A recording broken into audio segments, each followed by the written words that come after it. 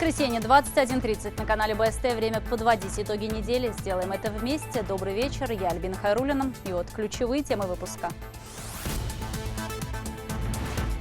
Операция «Антитеррор». Спецслужбы уничтожили боевика, готовившего теракт в Башкирии. В машине обнаружено самодельное взрывное устройство.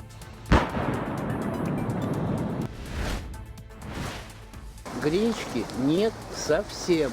Запасами гречки и туалетной бумаги жители республики решили противостоять пандемии. Ну, значит, заказывать надо больше. По всей стране нет. Международные рейсы из Уфимского аэропорта отменены. Студентов отправили по домам, заграничных туристов изолируют. Скажите, пожалуйста, как вы себя чувствуете? Чувствую я себя прекрасно. Как быть с купленными турами, чем заняться на карантине и как развлечь школьников на каникулах. Даже огнем памятник теперь не уничтожить. Пока я здесь сижу в этом кресле, я этого не позволю. Претендентам на застройку участка под усадьбой Бухартовских с нехорошей идеей придется попрощаться. Здание отсканировали, реставрацию проведут по цифровой копии. Они улетели, но обещали вернуться. У людей есть контракты, и я не понимаю, почему они должны уехать и покинуть, что у нас лига. Это же не проходной двор. Лед Салавата Юлаева и поле Уфы опустели. Чемпионаты приостановлены. Один из игроков в больнице с подозрением на коронавирус. Будем ли играть дальше? Я считаю, что чемпионат нужно просто завершить и не продолжать. И вырвали из клыков смерти. В Белорецке егери спасли ослабевшую косулю, которую пытались загрызть голодные собаки. Привезли косулю.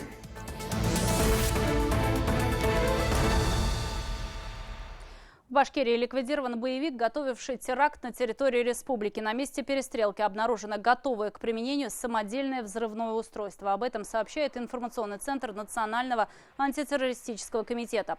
Это кадры с места спецоперации. Она была проведена спецслужбами накануне вечером в Уфе на въезде в микрорайон Дема. Сотрудники ФСБ, получившие данные о том, что мужчина в одном из легковых автомобилей провозил взрывчатые вещества, пытались задержать предполагаемого злоумышленника, однако он не остановился. На требование сложить оружие и сдаться властям он открыл огонь.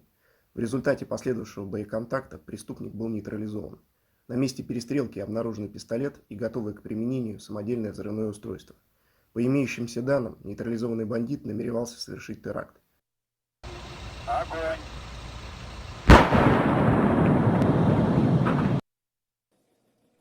В связи со спецоперацией въезд в микрорайон Дема в Уфе накануне вечером был перекрыт. Машины отправляли в объезд. По данным информцентра, пострадавших среди гражданского населения и потерь среди сил правопорядка в ходе спецоперации нет. Между тем, следователи по факту перестрелки возбудили уголовное дело сразу по 2 статьям: посягательство на жизнь сотрудников правоохранительных органов и незаконное хранение оружия. Премьер-министр правительства Михаил Мишустин пригрозил проверками за увольнение на фоне пандемии. По последним данным Оперштаба, количество инфицированных коронавирусом в России возросло до 367 человек. Случаев заражения в Башкирии по-прежнему не зафиксировано. Между тем, в республике, как и в стране, повсеместно скупают медицинские маски и гречку. На фоне пандемии коронавируса именно они стали самыми популярными товарами. И как бы странно это ни звучало, наряду с туалетной бумагой. Люди учатся жить по-новому. Общественный транспорт и магазины дезинфицируют. Кто может, по возможности уходит на удаленную работу. На что повлиял коронавирус, в материале Анастасии Ильчебаевой. Гречки нет совсем. Вот это вся гречка, которая осталась. Гречка – новая валюта, шутят интернет-пользователи. На вес золота или даже вместо алмаза для любимой вместе со всей страной Уфа скупала гречневую крупу. Это, наверное, второй по востребованности после масок товар. Спрос на нее в столице республики действительно увеличился более чем в 2 раза. Но запасы гречки есть как минимум на пару месяцев. Долгие месяцы поставщики в принципе не знали, куда эту гречку деть.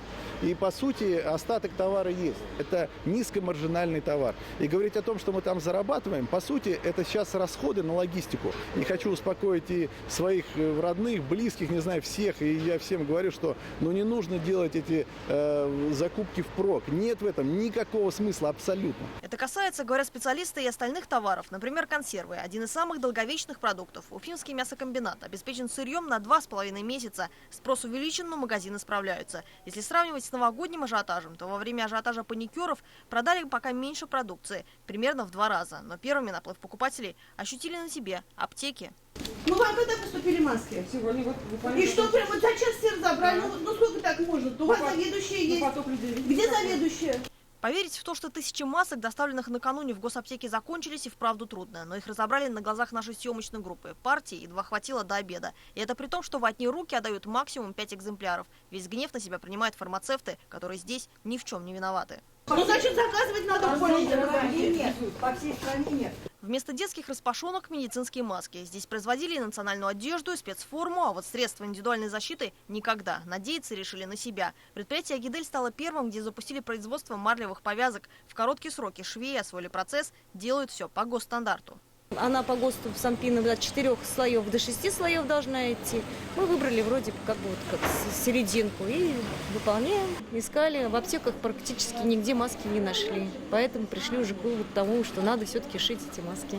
Скорость нарабатываем, потихонечку увеличиваем. Сейчас мы пока 3000 в день, но планируем выйти до 10 тысяч. Реализацию масок вовсю вели и на сайте Авито. Правда, цены там в несколько раз выше реальных. Среди объявлений можно найти даже предложение приобрести оборудование по изготовлению медицинских повязок. Тоже, кстати, по завышенной стоимости. Теперь сайты приостановили подобные публикации. Таким образом, компании решили бороться с теми, кто спекулирует на средствах индивидуальной защиты. Кстати, ими тоже нужно уметь пользоваться.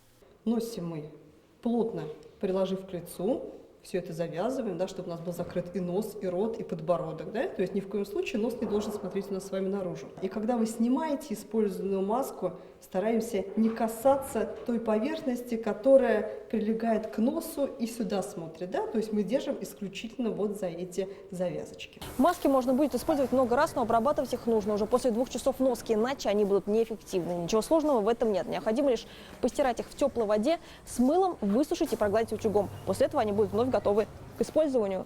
Тетя Валя, ручки, пожалуйста, ладно, вот здесь. И еще раз вон там корзинки для покупателей, тоже ручки, ладно, протри. Мимо тети Вали, как называют ее коллеги, коронавирус не прошел. Влажная уборка теперь в 2 раза чаще, да и средства посерьезнее. Протирают двери, прилавки, а в крупных гипермаркетах установили антибактериальные диспенсеры. Плюс к этим мерам специалисты советуют забыть про деньги, то есть наличные, пользоваться банковской картой. Мы протираем важные места, поручни, ручки, сиденья. Обработке теперь подлежит и общественный транспорт. Люди в защитных костюмах и масках – сотрудники этого же депо. Подобно саперам обезвреживают бомбу замедленного действия. Самые грязные места обрабатывают дезинфицирующим раствором. Позаветовавшись с врачами, со специалистами, и выбрали хлорамин Б, потому что оптимальная концентрация, которая испаряется, и пассажиры наши, а в основном состав взрослый, и эти все запахи им будут неприятны, и за 3-4 часа этот состав испаряется, и люди спокойно на сутки, получается, и от болезней защищены, от вируса, от микробов. Чтобы защитить студентов, образовательные учреждения республики перешли на дистанционное обучение. Также перенесена досрочная сдача ЕГЭ. Экзамены начнутся по плану 25 мая. На этот же месяц передвинули Всероссийскую олимпиаду школьников. А каникулы, которые начнутся с понедельника, будут длиннее как минимум на неделю. Анастасия Ильчебаева, Лилия Курбанова, Азат Ажбулатов, Артур Елаев. Итоги недели. Между тем, Центробанк на неделе принял решение сохранить ключевую ставку на уровне 6% годовых. Регулятор отмечает, что в феврале-марте события развиваются с существенным отклонением от базового сценария прогноза Банка России из-за внешних условий. В частности, это распространение эпидемии коронавируса и резкое снижение цен на нефть. Всплеск спроса на кредиты, особенно ипотечные, в последние пару недель говорит о том, что россияне ставили на повышение ставки, но резких шагов удалось избежать. Между тем, было отмечено, что инфляция в текущем году может превысить целевой уровень. В целом ситуация может развиваться таким образом, об этом сказал председатель Банка России, что цены могут вырасти более значительно и, может быть, даже на какое-то время они превысят целевой ориентир Банка России. Но, скорее всего, это произойдет не так быстро и не столь значительно, и поэтому не требует существенного пока изменения процентной ставки Банком России. Директора школ могут лишиться своих постов из-за некачественного питания в столовых. Эта тема вновь стала ключевой на Оборчасе под председательством Радия Хабирова. К главе республики обратились родители учащихся из Абзылиловского района. Их многочисленные жалобы зафиксировала программа «Инцидент-менеджмент». Они сообщили, что в столовых есть просроченная продукция, цены завышены, а детям приходится есть стоя. А недавно в соцсетях глава республики сам раскритиковал поставщика питания в Абзалиловском районе за глазированный сырок с плесенью. В связи с этим в школьных столовых повсеместно пройдут выездные проверки. По каждому факту разобраться, увольняйте хоть всех директоров школ подряд. Не хотят работать и так далее. Издеваться над детьми стоя. Но стоит, это же можно решить вопрос. Организовать так, чтобы они с класса принесли стулья, поставили бегом. Там, я не знаю, это же можно организовать. Стоило что ли? В стойле детей кормить. Это стыдобище сейчас такое. Уйти в добровольный карантин должны более 15 тысяч жителей республики. Все они недавно вернулись из-за границы. Специалисты организовали поквартирный обход туристов, которые ушли в самоизоляцию. За нарушение режима грозит крупный штраф и даже лишение свободы. В их числе и блогеры из Уфы, в отношении которой правоохранители уже начали проверку. Международный терминал аэропорта Уфа перестал работать на вылет. Сейчас обслуживаются воздушные суда, которые возвращаются домой. Тем временем у школьников начались каникулы, и вывести своих детей в этот раз на море не получится. Но во время профилактики коронавируса, оказывается, тоже есть чем заняться. С подробностями Динара Таймасханова. Я, как честный гражданин, позабочусь о вас и просижу на карантине, а вы позаботитесь обо мне и привезете мне молочка и воды. Карантин так по-честному. Даже походы в магазин за самым необходимым сводятся к нулю. Те, кто оказался в 4 стенах, делятся в соцсетях лайфхаками о том, как с пользой провести время в заперти. Учат языки, занимаются йогой или кулинарят. Теперь же им еще придется встречать гостей. В республике начали поквартирный обход жителей в самоизоляции. Вы приехали из-за границы, и вы должны находиться на самоизоляции 14 дней. Вы об этом знаете? Хорошо. Скажите, пожалуйста, как вы себя чувствуете? Чувствую я себя прекрасно. Скажите, пожалуйста, вот мы социальная служба, а вам нужны продукты, лекарства или больничный лист? Специалисты отметили, что не все соблюдают карантин. В соцсетях медработники запускают флешмоб с призывом оставаться дома. Изолированным готовы на дом доставлять продукты. К сожалению, сегодня очень тяжело попасть в те квартиры, где находятся наши граждане, прибывшие из-за границы на самоизоляции. Или их вообще нет, они по каким-то причинам игнорируют самоизоляции. Вы сегодня подвергаете опасности своих близких, родителей, детей и всех нас. А вот те, кто так и не успел слетать на море, ринулись к туроператорам возвращать свои кровные. Правда, оказалось это делом непростым. Средства, полученные от клиентов, уже ушли на оплату услуг авиаперевозчиков и в отеле. Туроператоры стали бояться за свою жизнь. В соцсетях есть информация о том, что угрозы от недовольных клиентов переросли в нападение. Агентства предлагают депонировать свои деньги или, другими словами, заморозить их. Вы можете воспользоваться этим туром, но уже позже, после того, как ситуация нормализуется. Поэтому убедительная просьба наших туристов не требовать денежные средства прямо сейчас. Они могут воспользоваться тем, что деньги, которые остались у туроператора, они переводятся по курсу. И этими деньгами можно будет воспользоваться, примерно в августе, в июле. Тем временем школьники ушли на каникулы, чем занять ребенка и себя, пока массово отменяются мероприятия. Например, культурные учреждения продолжают работать, только в онлайн-режиме. Декорации, музыкальный оркестр и свет софитов. Артисты не халтурят даже в пустом зале. Уже сложновато петь, поскольку зрителя нет в зале, они привыкли слушать аплодисменты, возгласы, браво. Поэтому сейчас мы работаем на камеру, и мы это прекрасно понимаем. Наоборот, знаете, нужно так сконцентрироваться, так исполнить, чтобы люди поверили. Подготовка к спектаклю почти завершена. И действие скоро начнется. Поэтому мне придется покинуть зрительный зал. Сегодня на сцене опера Римского-Корсакова «Царская невеста». Подключиться к онлайн-трансляции можно с любого устройства. Это возможность не только увидеть зрелищное шоу у себя дома, но и сэкономить средства. Страницы печатных изданий тоже можно листать с помощью компьютерной мыши. Читальные залы Национальной библиотеки пусты. На входе антисептики и термометр. Зато попасть в архив можно через сайт. С коронавирусом это не связано. Процесс оцифровки книг идет давно. Кроме того, мы сейчас запустили акцию «Библиотека идет к читателю». То есть по своим базам мы подняли списки читателей, кому за 60. обзваниваем их и предлагаем доставлять литературу на дом. Даже книги с доставкой на дом, лишь бы заграничный вирус не распространился среди жителей республики. При этом, кто все же проигнорирует режим самоизоляции, может схлопотать штраф до 80 тысяч рублей. Заразившие других лишится свободы сроком на 5 лет. И эта мера уже в действии. Уфимский блогер, отдохнувшая с семьей в Таиланде, сразу отправилась в гости к родственникам. Ею уже заинтересовались правоохранители. Динара Таймасханова, Булат Закирьянов, Вадим Исламов. Итоги недели.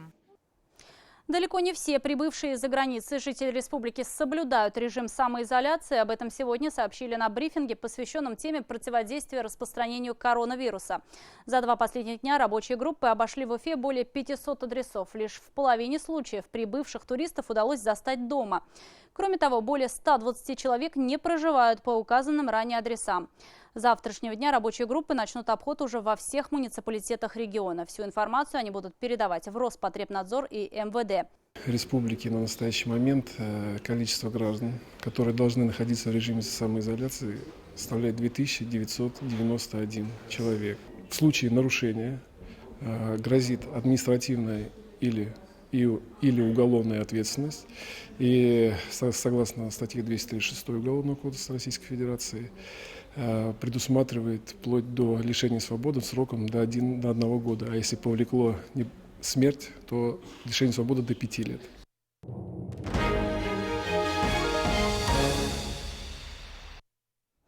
На неделе вновь разгорелись бурные обсуждения вокруг едва не сгоревшей усадьбы Бухартовских в Уфе. Казалось бы, пожар в подобных объектах культурного наследия – дело времени. Однако на оперативном совещании глава республики четко дал понять, на этот раз уничтожить памятник старины огнем не получится. Претенденты на землю, если таковые были, с задумкой возвести на месте дома какую-либо новую постройку, с этой идеей могут попрощаться. Здание отсканировали, чтобы создать цифровую копию. По ней, по всей видимости, будут проводить реставрацию. При этом архзащитники рассказали, что могло бы быть в историческом особняке. Наш корреспондент Артур Шамсудинов углубился в прошлое, чтобы понять, есть ли будущее у подобных зданий. Владелец этой усадьбы стоял у истоков основания парка Якутова, оперного театра и Уфимской дактилоскопической службы. Легенда башкирского сыска. Полицмейстер Генрих Бухартовский жил здесь в начале 20 века. Однако сейчас некогда одно из самых знатных мест Уфы все чаще гремит не своим богатым прошлым, а попаданием в различные истории. Сначала дом расселили, потом обжили бездомные, ну и по уже сложившемуся закону жанра усадьба едва не сгорела. Во время пожара наибольший урон получила крыша здания, однако в случае реконструкции сносить придется полностью все, включая деревянные перекрытия. Специалисты говорят, что наибольшую ценность здесь представляет фасад, и вот его нужно будет отстраивать заново. После пожара вновь разгорелись бурные дискуссии о судьбе подобных памятников. То, что на этот раз замять инцидент не получится, стало ясно после оперативного совещания. Ради Хабиров четко дал понять, никакой новостройки на этом месте не будет. Городу поручено сохранить то, что еще можно восстановить. Вот я это публично, официально, громко здесь заявляю. Если там у каких-то деятелей были мысли, что они потихонечку его кончают и что-то построят, ну вот пока я здесь сижу в этом кресле, я этого не позволю.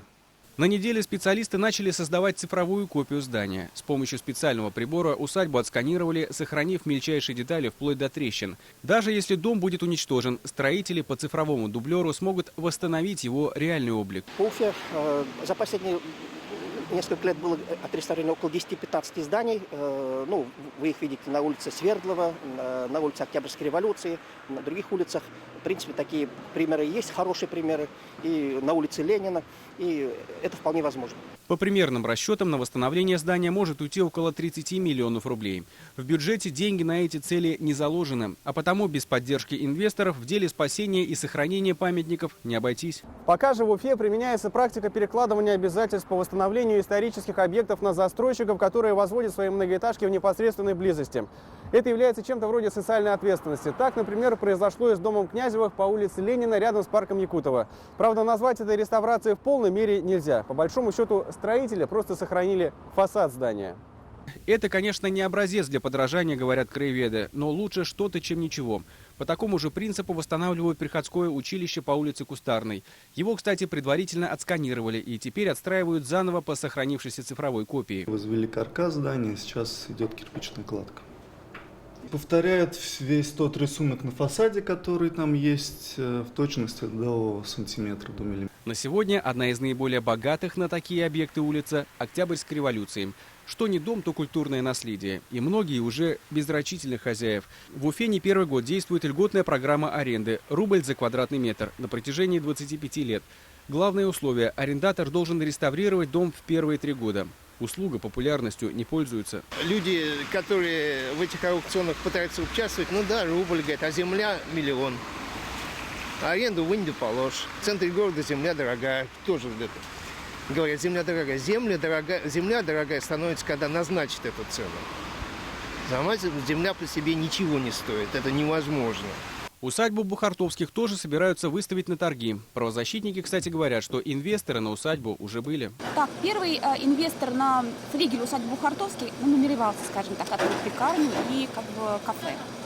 На саму городскую усадьбу Бухартовских был один из инвесторов, который намерен был отреставрировать и открыть в ней детскую школу, танцы, боевые единоборства, то есть именно секцию под детей. За последние годы в Уфе статус памятника архитектуры получили порядка 60 зданий.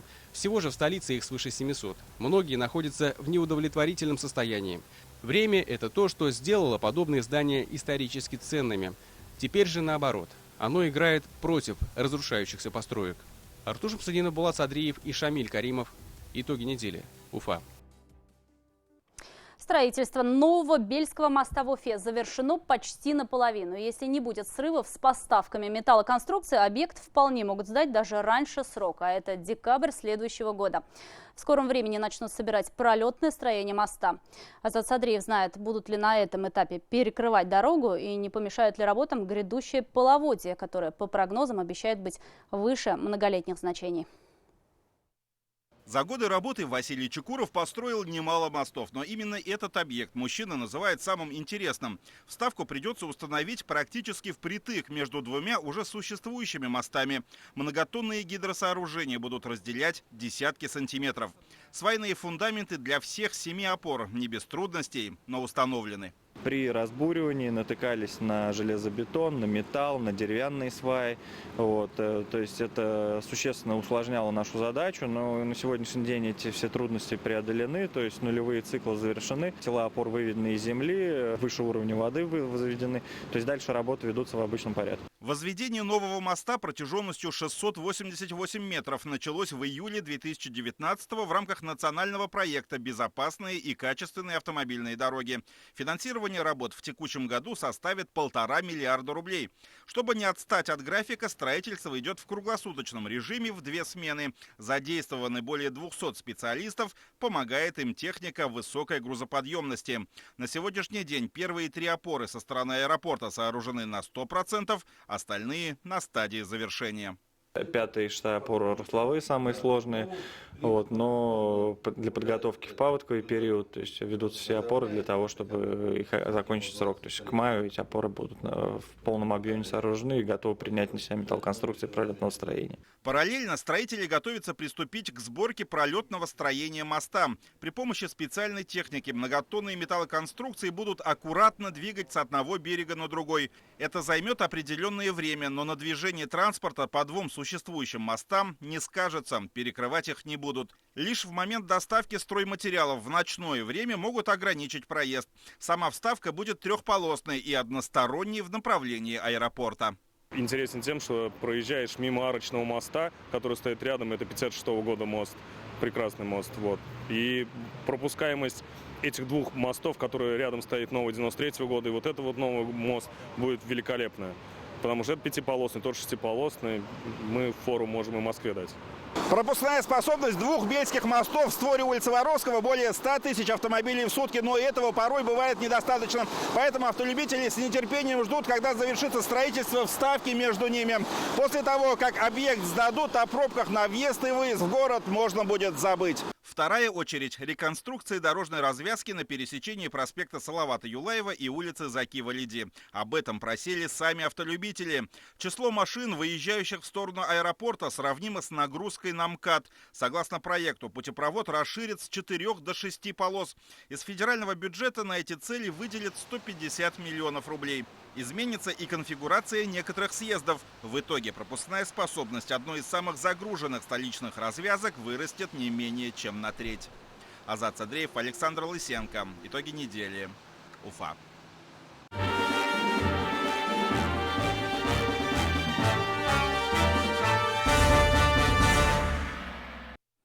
— 47 дней до Великой Победы. Телеканал БСТ продолжает обратный отсчет до главного праздника страны. Серия репортажей от тех, кто приближал весну Победы, чтобы все, что было, не забылось. Наша цель – рассказать 75 еще не рассказанных историй героев, которые оставались в тени. О судьбах тех, кому прикоснулась беспощадная война. В материале Лилии Курбановой. Винтовка Мосина, образца 43-го года. Здесь вот у нас как раз дата выбита. Винтовка времен Великой Отечественной, не копия. Правда, оружие охолощенное. Раритет требует тщательного ухода. Реконструктор Артем Мухамедшин как минимум раз в месяц разбирает винтовку и смазывает все детали. Своим хобби мужчину увлек и супругу. Вот уже несколько лет Елена ездит с мужем на военно-исторические фестивали. Когда ты бежишь во всем обмундировании, зимой или летом, жарко или холодно, и ты понимаешь, насколько было тяжело людям, как это все переносилось. И относишься к этому совершенно по-другому. Только рядом летели вовсе не холостые пули и взрывались настоящие снаряды. Михаил Галимов во время Великой Отечественной войны защищал родину на Северо-Западном фронте. В боях за Днепр был ранен. Из-за разорвавшегося рядом снаряда он получил контузию. Несколько часов лежал под землей. Ему повезло, нашли товарищи. Прибежали, меня откопали, а там такая воронка здоровая, ё-моё. Посмотрел, я не слышу и ничего не говорить не могу. Сейчас в свои 97 лет Михаил Галимов каждое утро начинает с гимнастики. Когда погода позволяет, бегает по 3 километра. Ветеран говорит, секрет долголетия не только в движении, но и в хорошем настроении.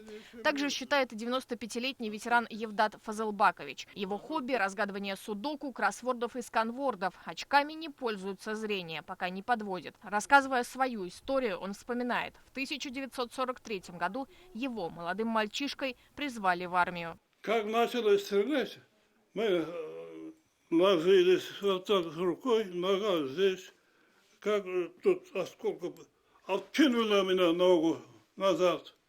Я думал, нога отрезала. На хлебозавод пропускали только, пропускам. Охрана была военная.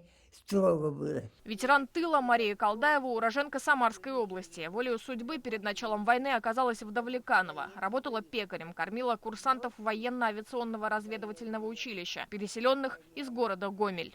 К празднику мы пекли им плюшки, ватрушки. 22 июня 1941 года. Клавдия Смирнова в то утро, как и тысячи других выпускников, отмечала окончание школы. Казалось, впереди институт и новая взрослая жизнь. Но об учебе пришлось забыть на 4 года и повзрослеть раньше срока. Уже в августе нас направили копать окопы противотанковые. 18-летних ребят отправили копать. Уже немец кругом был Ленинград окружен. Еще в школе юная Клавдия окончила курсы медицинских сестер. Эти навыки понадобились уже во время работы в перевязочном отделении 97-го госпиталя в Ленинграде.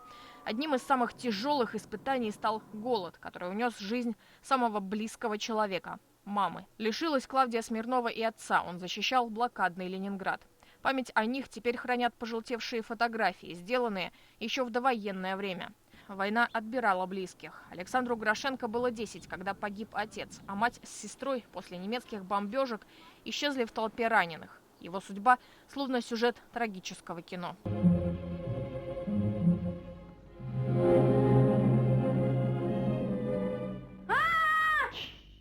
Это кадры из фильма «Сын полка». Во время Великой Отечественной войны солдаты Красной Армии подбирают мальчишку-сироту. Маленький Ваня не хочет ехать в тыл и становится разведчиком при батарее. Так же было и у Сашки, как прозвали Александра Грошенко солдаты.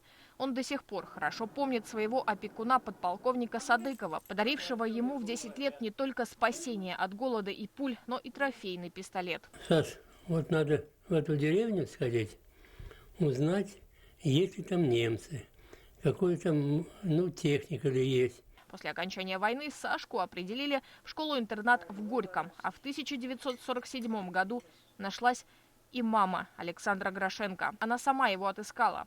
Уже позже вместе с самым близким человеком Александр Филиппович переехал в Уфу, где и живет по сей день. Историю тех дней рассказывает родным, благодаря хорошей памяти, которая должна быть у всех нас. Ну, это неописуемая, понимаете, радость была. Неописуемая. Целуются, обнимаются, понимаете, тут пляшут, плачут, все хочет. Лилия Курбанова. Итоги недели. К новостям спорта, точнее о том, как пандемия коронавируса влияет на него, потому что большинство соревнований, за редким исключением, приостановлены по всему миру. Сегодня стало известно о том, что с подозрением на коронавирус был госпитализирован игрок футбольного клуба Уфа Оливье Тиль.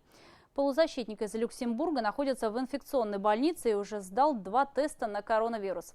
В то же время нападающий Салават Юлаева Линус Умарк вместе со своими одноклубниками из Финляндии и Дании покинули Россию. Но, как его соотечественник Карлсон, обещал вернуться. Артем Кочешев расскажет о том, болен ли Тиль и ждать ли хоккейного плей-офф. Новость о том, что скромный парень из Люксембурга Оливье Тиль может стать первым футболистом из российской премьер-лиги с коронавирусной инфекцией, взбудоражила общественность. Оказалось, еще 17 марта игрок был госпитализирован в Уфимскую инфекционную больницу с легким недомоганием. К этому моменту Тиль уже прошел 2 теста на коронавирус, и оба показали отрицательный результат. И сегодня он переведен в общую палату. Но Оливье чувствовал себя нормально. Но в связи с тем, что есть определенные процедуры, он был изолирован. Ну и клуб принял решение, естественно, сразу всех самоизолировать. То есть всем было сказано, что такая ситуация возможна. Поэтому давайте каждый примем свою определенную гражданскую позицию. Сегодня никаких опасений по поводу здоровья футболистов у нас нет. На неделе футбольная Уфа наряду с другими российскими клубами остановилась на вынужденный перерыв. Команду также распустили по домам. Пауза в чемпионате продлится до 10 апреля. Все иностранные футболисты, как и Оливье Тиль, остались в России. Вчера Шамиль Камилович собрал нас и рассказал наши планы дальше. И сказал, что до 2 числа быть дома, всем иностранцам не выезжать, потому что, тем более, у меня в Молдавии нельзя лететь туда, потому что не пускают никого. И дали программу, которой мы должны заниматься дома, и так что мы все профессионалы, и так что мы будем готовиться, то есть домашними условиями. Продукты доставляют дома, то есть, в моей ситуации у меня есть друзья, которые, они мне, которые работают в разных ресторанах, и они мне привозят дома, так что с этим проблем нет. Пока нет, все вроде паники нет, но посмотрим, как дальше будет. Дай бог, чтобы закончилось все. РПЛ рассматривает варианты продолжить турнир 3 и 17 мая. Все будет зависеть от развития ситуации с пандемией коронавируса. Открытая тренировка, которая стала одной из последних, юлаевцев распустили до 30 марта. На 1 и 2 апреля запланированы медицинские осмотры. КХЛ приостановила чемпионат до 10 числа. Из-за пандемии коронавируса Линус Умарк и другие легионеры Салавата Юлаева решили покинуть Россию, не дождавшись окончания контракта, который истекает 30 апреля. Об этом сообщает чемпионат. Иностранные хоккеисты Линус Умарк, Юхам Мецела, Филипп Ларсен, Сакари Манинин и Тему Хартиканин вылетели в Хельсинки на чартерном самолете.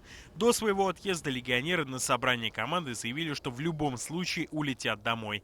В НХЛ игрокам-иностранцам разрешили уехать, но за океаном разработана дорожная карта, комментирует ситуацию хоккейный агент Шуми Бабаев. У людей есть контракты, и я не понимаю, почему они должны уехать и покинуть, что у нас лига.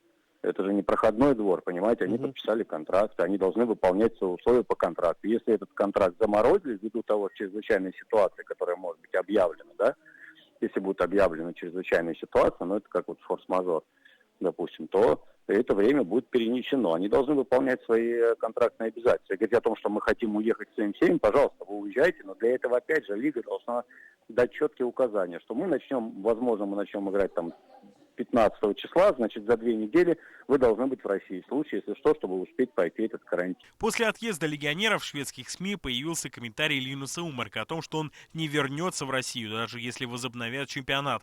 Это интервью опубликовали и российские издания. Почти сразу появилось опровержение. Умарк утверждал, что ничего подобного не говорил. Журналист исковеркал его слова. В хоккейном клубе эту информацию не комментируют. Нашему корреспонденту лишь добавили, что подготовка идет по внутреннему распорядку команды. Что касается в целом нынешнего чемпионата, то практически все эксперты сходятся в одном: турнир лучше завершить. Играть без болельщиков глупо. Это верное решение. Все чемпионаты закрылись, да, которые есть. Несмотря ни на что-то, что мы хорошо сыграли в плей-оффе, да, команда. Прежде всего мы играем для болельщиков. Но игры без болельщиков это не то, немножко не то. И, конечно же, здоровье ребят и в семье – это тоже одна из главных причин. Я считаю, что чемпионат нужно просто завершить и не продолжать, потому что мы не можем представлять, сколько времени продлится эта борьба с эпидемией. Игроки будут находиться в неведении, и чтобы снова набирать форму, это потребуется большое время. Что касается других чемпионатов, известно, что волейбольный плей-аут, где должен был принять участие Уфимский Урал, отменили, а вот плей-офф нет. Министерство спорта России 16 марта отменило проведение всех международных соревнований на территории страны на неопределенный срок. Аналогичные рекомендации даны по всем внутрироссийским мероприятиям. При этом в марте-апреле в Башкортостане запланировано 442 крупных события. Некоторые из уже запланированных соревнований прошли без зрителей. Например, второй этап конно-спортивного турнира «Терра Башкирия». За соревнованиями можно было следить в прямом эфире нашего телеканала. Артем Кочешев, Роза Хабибуллина. Итоги недели. Ну и напоследок история чудесного спасения. В Белорецке егери буквально вырвали из клыков смерти косулю. Все произошло на окраине города, куда каким-то образом забрело обессилевшее животное. Там его и подстерегала опасность в виде стаи голодных бездомных собак. Несчастное животное пыталось вырваться, но силы были неравны. На помощь пришли представители местного отделения Ассоциации охотников, к которым обратились очевидцы. Они доставили косулю в местную ветклинику, где животное прооперировали. Что важно, задние ноги косуле удалось сохранить. Планируется, что в скором времени ее переведут в Центр спасения животных. Вот такой выдалась уходящая неделя. Спасибо, что были с нами. Ну а прямо сейчас специальный репортаж Эмили Тимашева. Будет интересно, не пропустите.